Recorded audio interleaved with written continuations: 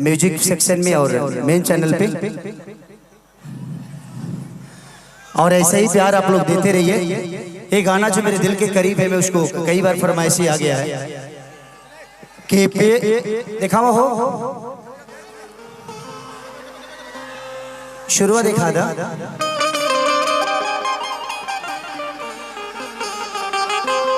कि ये प्यार कल परसों के कायल न रहे, भुला गइल वैसे जैसे भायल न रहे।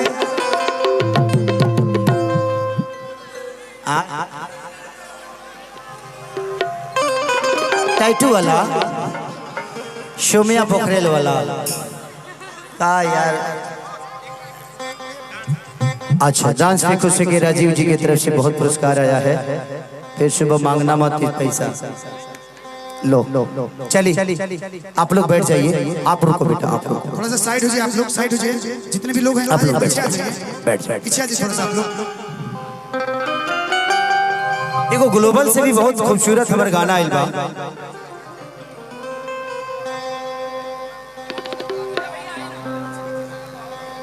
अच्छा करा दीजिए। चलिए जयप्रकाश भैया की तरफ से फिर से पुरस्कार। काहे के इतना पैसा दे रहे हैं, छोड़िए, एक ही बार दे के अस्थिर हो जाइए। जयप्रकाश भैया बड़े दिल के, हम उस समय अपना सिनेमा कर रहे थे आपके गोरखपुर में ही। बोल रहा था बोल, मैं कोशिश यही कर रहा हूँ कि देवरिया, गोरखपुर, पड़रौना से लेकर इधर ही बीच में सिनेमा करो, ताकि बहुत सारे भाइयों को जो काम इच्छुक है करने के लिए, आप लोगों को कोशिश है कि इधर सिनेमा होगा तो हमारे सारे भाई खेसारी लाल यादव के साथ काम भी करेंगे। तो मेरी कोशिश है, और आज शादी हो तो ऐसी सिनेमा का बहुत बड़ा ओपनिंग लगा है मेरे बिहार और झारखंड में। तो आप लोग एक बार ताली बजा दीजिए कि ऐसा ही खेसरिया का ओपनिंग लगते रहे। तो जयप्रकाश भैया वहीं पे मिले मुझे, और जयप्रकाश भैया का इतना प्यार, मैं इनका सेवा भी नहीं कर पाया। लेकिन घर तो रहे ना, हम सेवा करी, होटले रहे, शूटिंग पे जाता नहीं, लेकिन वो अलग था। फिर हम जब भी मिले भैया से शूटिंग पे मिले हैं, लेकिन इनकी मोहब्बत और इतने अच्छे आदमी हैं कि कभी एक बार इन्होंने कॉल किया कि बाबू आपको आना है, और मैं आ गया। ना इनसे बीच में मेरी कोई बात हुई, ना इनका मेरे से हुआ। तो एक विश्वास इनका इतना अपने भाई पे था, और मेरा भी विश्वास था कि हम जा रहे हैं तो अच्छे जगह पे जा रहे हैं। और आज मुझे समझ में आया कि मैं जिस गांव में आया हूँ वो इस धरती का खूबसूरत गांव है, जहाँ पे सिर्फ मोहब्बत बसती है। आप जैसे लोग हैं देवता रूपी श्रोता, जिन्होंने आज इतना प्यार दिया।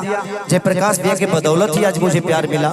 शुक्रिया अदा करता चाहूँगा जयप्रकाश भैया का, और इनके करजन साले साहब का।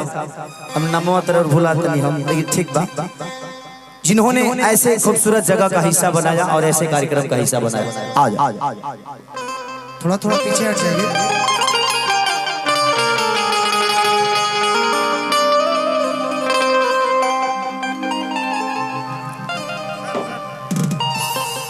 चलिए ओपी भैया की तरफ से पुरस्कार, भगवान से प्रार्थना शुभकामना खाते कि छोड़ के जब से गायल बाड़ू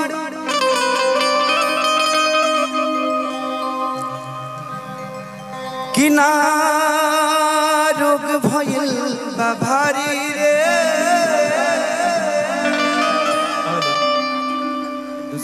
कि प्यार में पागल भइल तहरा खेसारी रे। कोरस वाला, दूसर का कोरस वाला, रेड वाला कि खुश ना गिरा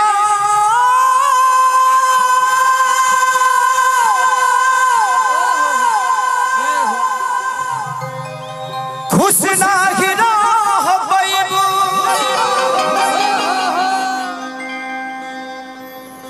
तू केहू वो के कोरा में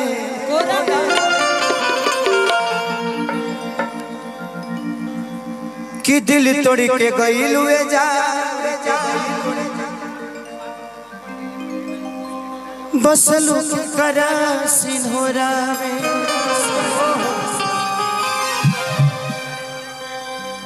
कि जा जइबू तो जा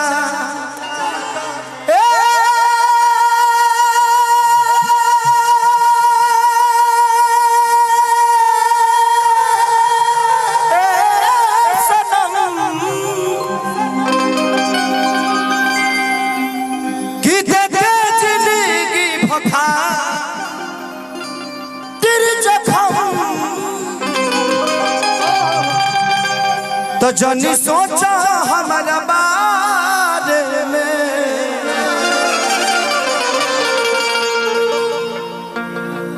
कि जनी सोचा हमारा बारे में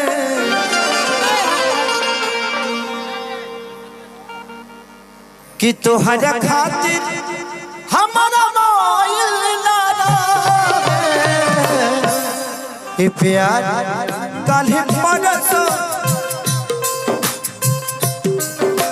प्यार काल्हि परसों के काजिल न रहे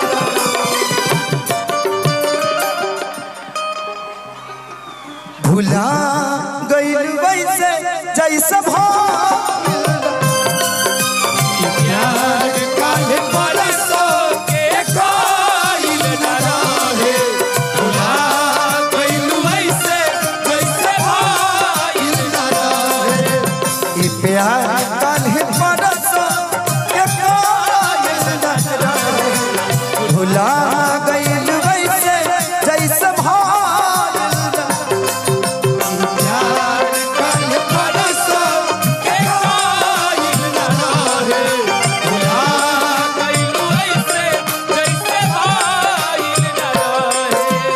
जिंदगी इम्तिहान लेती है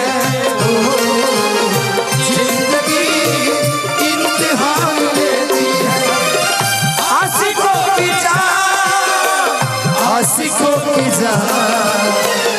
आशिकों की जान लेती है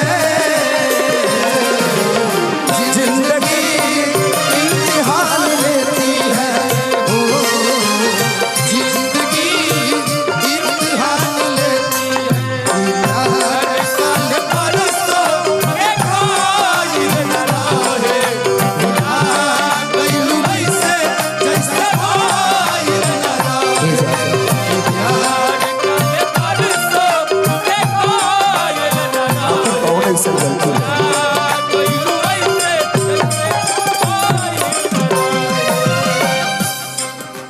हमेशा तो दोषी प्यारे गए हो गंगा के पानी जैसा प्यारा ये पपीता गंगा के पानी जैसा प्यारा ये पपीता तोहरा के मन ले रहन जाने देव पपीता तोहरा के मन ले रहन तेरे गम में जिया करेंगे तेरे गम में जिया करेंगे गम कम नहीं होगा तो पिया करेंगे लेकिन याद रखना हम मर जाने के बाद भी यमराज की मोबाइल से तेरे मोबाइल पे मैसेज दिया करेंगे गंगा के पानी जैसा प्यारा ये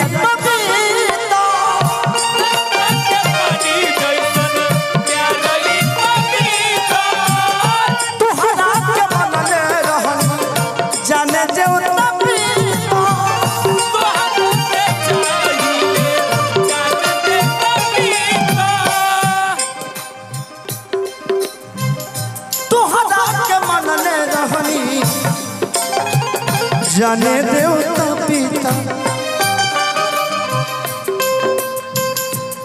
तुझसे पगले के हो दिल में हमारा हमार जान आज हर देश तुझसे पगले के हो दिल में हमारा जाने आई चाहे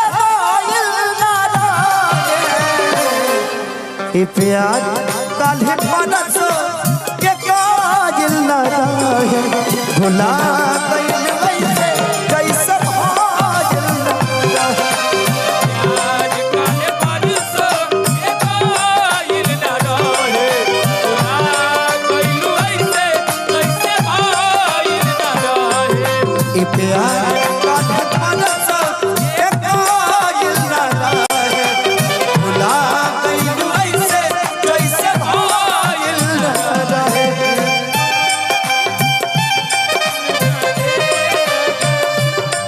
झूठा सही दुनिया को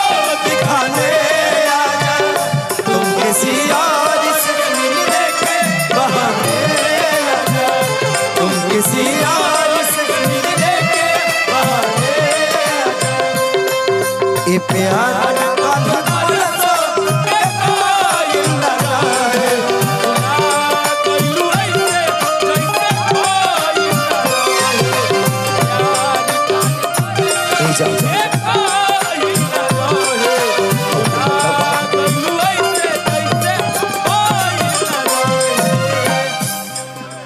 तोहरा भइला के बाद खेसरिया जियत का मरद ज्यादा बाबू ई तोहके लागत है बट आज बड़ा खुश बानी खुद से प्यार करके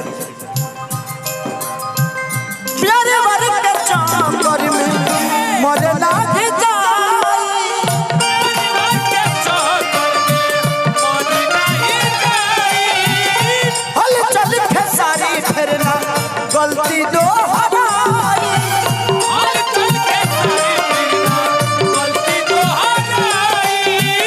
हल चल खेसारी फिरना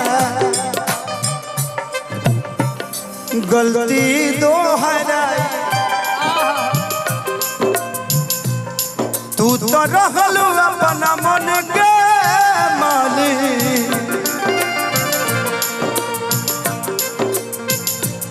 तू तो रहलू अपना मन के मालिक तुहरे हाथ कब भइल ए प्यार कल परस के कायल लगा है भुला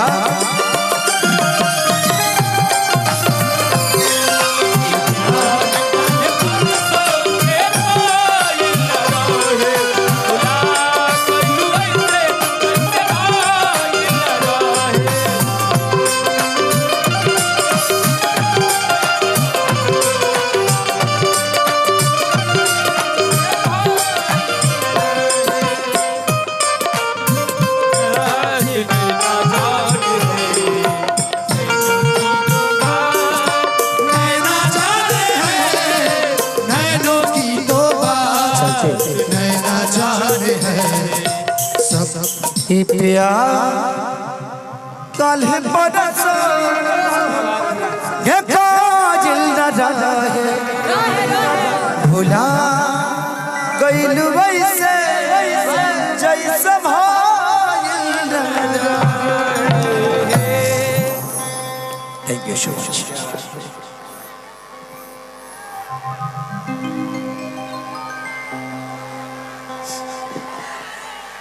जिंदगी में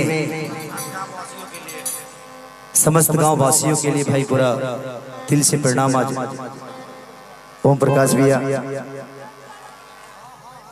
इतनी सलीमता के साथ आप लोगों के बीच में मुझे लाए, दिल से प्रणाम।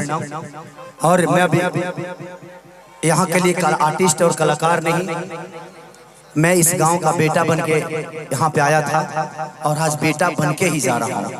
आप लोगों ने इतना प्यार और मुझे सम्मान दिया, उसके लिए दिल से थैंक यू। और हम कौन लड़की खातिर ना रोइले, हमारे जीवन में रोज लड़की है बड़ी से।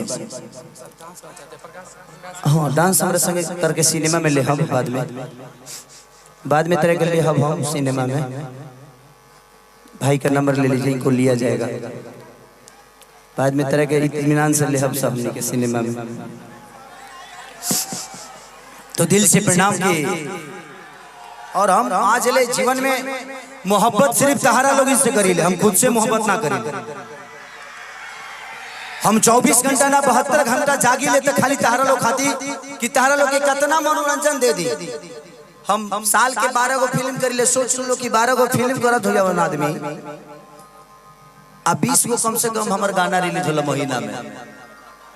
तब हम गाई ले कब, शूटिंग कब करी ले, सिनेमा के गाना कब गाई ले, सिनेमा के कहानी पर कब बैठी ले।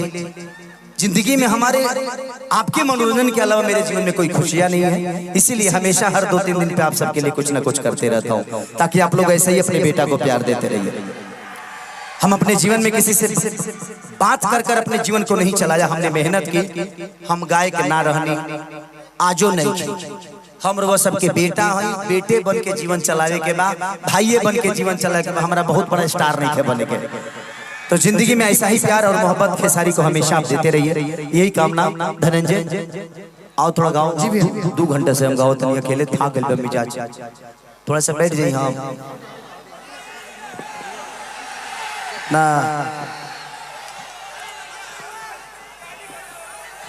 कौन कौन रिकॉर्डिंग एक रिकॉर्डिंग कर दी